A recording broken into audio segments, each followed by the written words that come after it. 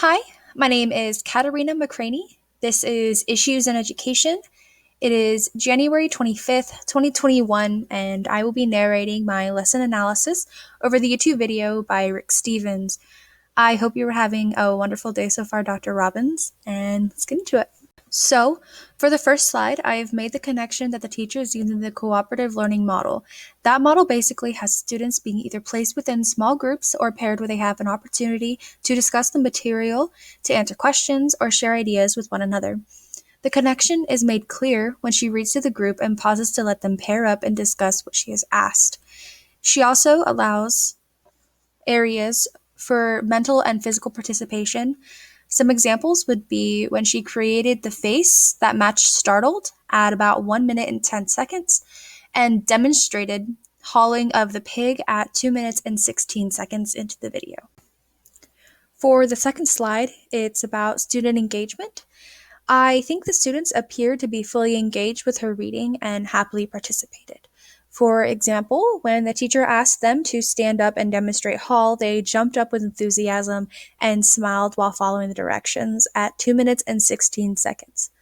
A second example is at 1 minute and 10 seconds when she asked them to demonstrate what they thought the word startled meant in a emotion, and then she showed them. That really showed that she had their attention because all of their eyes were looking at her and they did what she asked without having to be asked twice.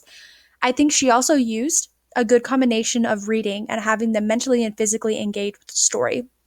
Along with, she kept the participation varied, which means it didn't get repetitive and they didn't become bored. So the last slide is what I liked.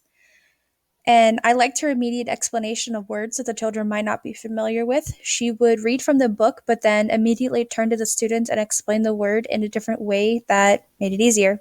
I specifically like that because it keeps the students from asking what the word means and to be inclusive of students who might not have been at that level yet. In the process, might also teach them the word and how it would be used. I also liked that she would draw connections to words, like how startled is a type of facial expression and haul means to carry something. I think it is important for the students to not just know the word, but how to use it correctly. Showing them just one way to use a word can help them make connections to using it in other ways.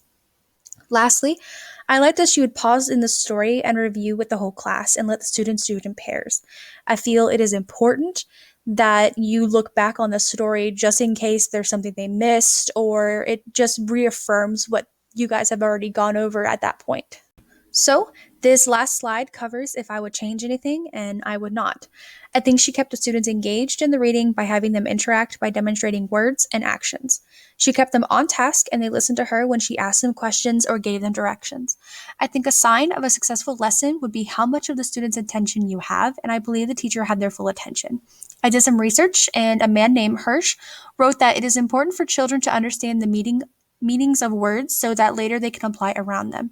I believe the teacher explaining different words and pausing to review create a solid understanding for the students.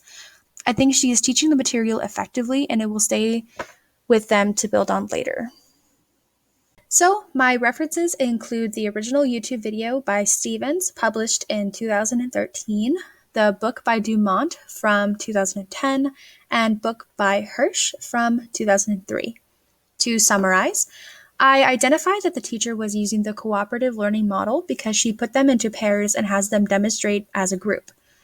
She had the students' engagement fully because she uses a combination of reading, demonstrating physically, and discussing the book in pairs. I liked that she instantly explained complex words, made real-world connections to the words, and paused the lesson so the students could discuss in pairs.